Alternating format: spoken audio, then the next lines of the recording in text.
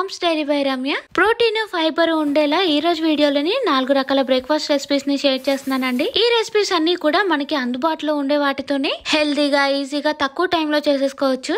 ఇంట్లో అందరికి కూడా తప్పకుండా నచ్చుతుంది. ఇంకా మనకి కూడా శ్రమ లేకుండా ఈజీగా అయిపోతుంది. ఇంకా లేట్ చేయకుండా రెసిపీ డీటెయిల్స్ అయితే చూసేద్దాము. ఫస్ట్ బ్రేక్ఫాస్ట్ రెసిపీని చాలా సింపుల్ గా చేసుకోవచ్చండి. టేస్ట్ కూడా బాగుంటుంది. మస్ట్ ట్రై రెసిపీ ఇది. బౌల్ లోని అరకప్పు శనగపప్పు వేసాక అరకప్పు పెసరపప్పు వేసుకోవాలి. పెసరపప్పుకి బదులుగా ఎర్రకందిపప్పు కూడా వేసుకోవచ్చండి. ఈ 2 పప్పుల్ని వేసేసాక వాటర్ తోటి 2-3 సార్లు నీట్ గా వాష్ చేసేసుకుని పప్పులంతా కూడా బాగా మునిగేంత వరకు వాటర్ వేసేసి 4-5 గంటలు వీటిని నానపెట్టేసుకోవాలి. మార్నింగ్ బ్రేక్ఫాస్ట్ కి అయితే నైటే నానపెట్టేసుకోవాలండి. అదే ఒకవేళ నైట్ లేదంటే ఈవినింగ్ చేసుకోవాలి అనుకుంటే మాత్రం ఉదయాన్నే నానపెట్టేసుకుంటే సరిపోతుంది. నేను నైట్ నానపెట్టేసాను కాబట్టి ఉదయానికల్లా ఈ 2 పప్పులు కూడా బాగా నానిపోయాయి. ఒకసారి వీటిని నీట్ గా వాష్ చేసేసాక ఇందులో 2 టేబుల్ స్పూన్ల పప్పుని వేరే బౌల్ లోకి వేసేసుకుందామండి. రెసిపీ మధ్యలో వీటిని యూజ్ చేద్దామండి. అప్పటి వరకు వీటిని పక్కన పెట్టేసుకుని మిక్సీ జార్ తీసుకుని అందులో నానబెట్టిన పప్పును వేసేసాక 1 ఇంచు అల్లం, 1.5 టీ స్పూన్ ధనియాలు, 2-3 ఎండుమిరపకాయలు, 1 టీ స్పూన్ జీలకర్ర, 2-3 టేబుల్ స్పూన్ల వాటర్ వేసుకుని వీటిని అంతా కూడా వీడియోలో చూపిస్తున్నట్టు మెత్తగా గ్రైండ్ చేసేసుకోవాలండి. మరి ఫైన్ గా గ్రైండ్ చేసిన పర్లేదు, లేదంటే కోర్స్ గా గ్రైండ్ చేసిన పర్లేదు, కానీ బ్యాటర్ కన్సిస్టెన్సీ ఇలా థిక్ గా ఉండేలా చూసుకోవాలి.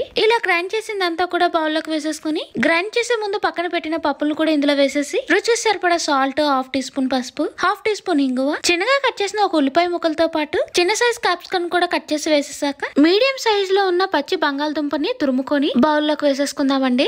బంగాళదుంపకి బదులుగా స్వీట్ పొటాటో లేదంటే అరటికాయని కూడా తురుముకొని వేసుకోవచ్చు. బంగాళదుంపని వేసేసాక కొద్దిగా కొత్తిమీర కూడా వేసేసుకుని ఇదంతా దగ్గరగా కలపటం కోసం 1/2 కప్పు బియ్యం పిండి వేసుకోవాలి. బియ్యం పిండి వేసేసాక కొద్దిగా సోడా వేసుకుని అంతా కలిసేలా మిక్స్ చేసేసుకోవాలి. అలా అంతా కలిసేలా మిక్స్ చేస్తూ ఉంటే బ్యాటర్ మరీ థిక్ గా అనిపిస్తే మాత్రం ఇంకో 2 టేబుల్ స్పూన్ల వరకు వాటర్ వేసుకోవచ్చండి. బ్యాటర్ కన్సిస్టెన్సీ ఎలా ఉండాలి అంటే ఇడ్లీ పిండి బ్యాటర్ కన్సిస్టెన్సీ ఉంటే సరిపోతుంది. ఇలా అంతా కలిపేసాక పొంగనాల పాన్ లో కొద్దిగా ఆయిల్ వేసుకుని అది వేడయ్యాక రెడీ చేసిన బ్యాటర్ ని కొద్దిగా వీడియోలో చూపిస్తున్నట్టు పొంగనాల పాన్ లో వేసేసుకుని మూత పెట్టి మీడియం ఫ్లేమ్ లో లోపలి వరకు ఉడికి ఒక సైడ్ అంతా బాగా ఫ్రై అయ్యాక టర్న్ చేసుకుని రెండో సైడ్ కూడా కుక్ చేసుకోవాలి. ఫుల్ గా ప్రోటీన్ ఉండేలా దాల్ పొంగనాలు అయితే రెడీ అయిపోయాయి. ఈ పొంగనాలకి ఫర్మెంటేషన్ ఏమీ అవసరం లేదు కాబట్టి పప్పుని నానబెట్టుకుంటే సరిపోతుంది. ఈజీగా బ్రేక్ఫాస్ట్ కూడా రెడీ అయిపోతుంది. ఈ పొంగనాల్ని వేడివేడిగా టమాటా చట్నీతో తింటే బాగుంటుందండి. అంతే అండి, లోపల వరకు బాగా ఉడికి దాల్ పొంగనాలు కూడా రెడీ అయిపోయాయి. ఇంకా సెకండ్ రెసిపీ వచ్చేసి మొలకెత్తిన పెసలతో చేస్తామండి. చాలా హెల్దీ రెసిపీ అండి. డిన్నర్ లోకైనా బ్రేక్ఫాస్ట్ లోకైనా ఇంట్లో మొలకెత్తిన పెసలు ఉంటే ఇన్స్టెంట్ గా చేసేసుకోవచ్చు.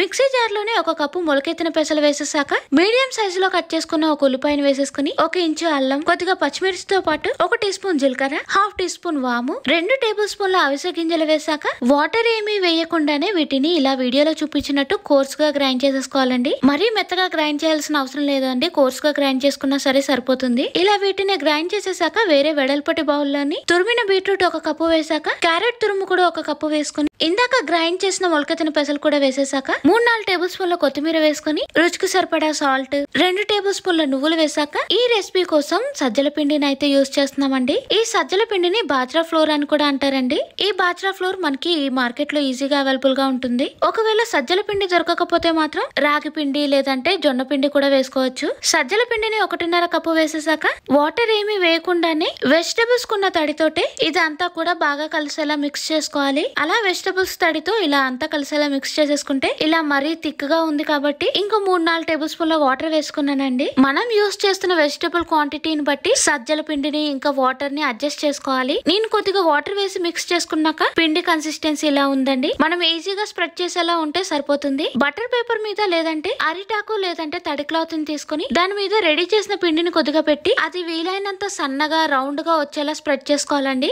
దీనిని ఎంత సన్నగా స్ప్రెడ్ చేసుకుంటే అది ఫ్రై చేశాక అంత సాఫ్ట్ గా ఉంటుందండి. వేడి పెనం మీద వేసుకుని చేతితో ఒకసారి గట్టిగా స్ప్రెడ్ చేసుకుందాము. ఇలా స్ప్రెడ్ చేయటం వలన అది పెనంకి స్టిక్ అయిపోయి బటర్ పేపర్ అనేది ఈజీగా వచ్చేస్తుంది. ఆ తర్వాత బటర్ పేపర్ తీసేసి మీడియం ఫ్లేమ్ లో ఒక సైడ్ కుక్ అయ్యాక రెండో సైడ్ టర్న్ చేసుకుని ఫ్రై చేసుకోవాలి. మధ్య మధ్యలో నెయ్యి లేదంటే ఆయిల్ ని అప్లై చేసుకుంటూ దాన్ని కొద్దిగా గట్టిగా ప్రెస్ చేసుకుంటూ కుక్ చేసుకుంటే హెల్దీగా ఫుల్ ఆఫ్ వెజిటబుల్స్ తో సజ్జల రొట్టె అయితే రెడీ అయిపోతుంది. ఈ సజ్జల రొట్టెని వెజిటబుల్స్ తో లేదంటే టమాటా అల్లం చట్నీతో తిన్నా సరే బాగుంటుందండి. చూడటానికి కలర్ అలా ఉన్నా సరే హెల్త్ కి చాలా మంచిదండి. టేస్ట్ కూడా బాగుంటుంది. ఇంకా ఈ ఫుడ్ ని మనం ఫుల్ ఆఫ్ న్యూట్రియంట్స్ తో రెడీ చేసేసుకున్నాము. మనం చాలా సన్నగా స్ప్రెడ్ చేసుకున్నాం కాబట్టి అది ఎక్కువసేపటి వరకు సాఫ్ట్ గానే ఉంటుందండి. అలా హెల్దీ రొట్టె అయితే రెడీ అయిపోయింది. ఇంకా థర్డ్ బ్రేక్ఫాస్ట్ రెసిపీ కోసం బౌల్లోని అరకప్పు పెసరపప్పు, పావు కప్పు మినపప్పు, పావు కప్పు నల్ల శనగలు వేసానండి. ఈ శనగలకి బదులుగా చోలే లేదంటే బొబ్బర్లు, రాజ్మా ఇలా ఏ పప్పు అయినా సరే వేసుకోవచ్చు. ఈ 3 రకాల పప్పులతోనే ఈ రోజు బ్రేక్ఫాస్ట్ రెసిపీ చేస్తామండి.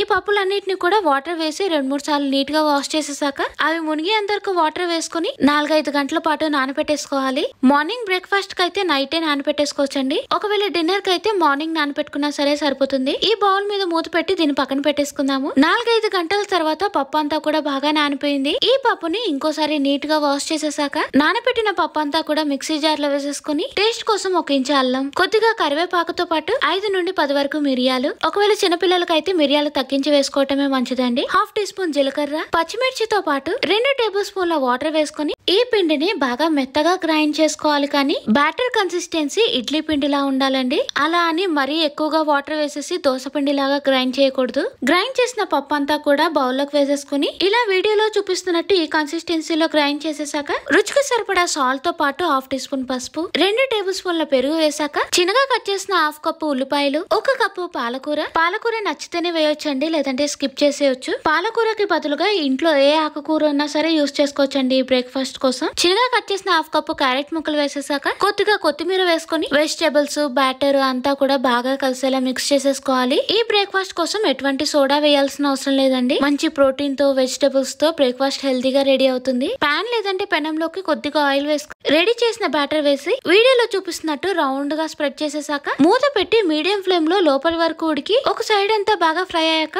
టర్న్ చేసుకుని రెండో సైడ్ కూడా కుక్ చేసుకోవాలండి. అంతే అండి, 3 రకాల పప్పులతో హెల్దీగా ప్రోటీన్ ఫైబర్ తో నిండిన అట్లయితే రెడీ అయిపోయాయి. ఏదైనా నచ్చిన చట్నీ చేసుకుని వేడివేడిగా ఈ అట్లతో తింటే బాగుంటుంది. మీడియం ఫ్లేమ్ లో కుక్ చేయటం వలన అవి లోపల వరకు బాగా ఉడుకుతాయండి.